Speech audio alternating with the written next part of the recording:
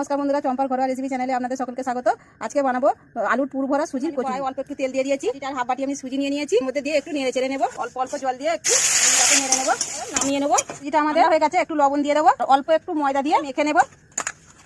10 minute আমি ঢাকা দিয়ে রেখে দেবো। তেল দিয়ে দিয়েছি, অল্প একটু আমি রেডি করে নেবো। তার জন্য একটা পেঁয়াজ কেটে রেখেছিলাম, পেঁয়াজটা দিয়ে দিলাম। পেঁয়াজটা হালকা ভেজে নিয়েছি, লঙ্কা, আদা, রসুন থেতো করে রেখেছি, অল্প একটু হলুদ গুঁড়ো নিয়েছি, অল্প একটু জিরে গুঁড়ো নিয়ে দেবো। মশলাগুলো আবার একসাথে দিয়ে দেবো, তো লবণ দিয়ে দেবো। আলু গেট করে রেখেছি, আলুটা এবার দিয়ে দেবো।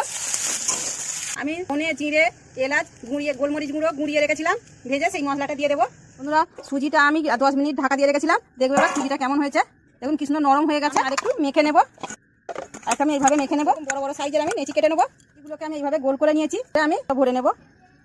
এইভাবে হালকা হাতে বেলে নেবো। গরম হয়ে গেছে, কচুরিগুলো আমি এইভাবে বেলে নিয়েছি, এইভাবে ছেড়ে দেবো, তেলে ভেজে নেবো। আলুর পুর ভরা সুজির কচুরিগুলো আমাদের হয়ে গেছে। আপনারা বাড়িতে এইভাবে বানাবেন আর আমার চ্যানেলটাকে সাবস্ক্রাইব করবেন।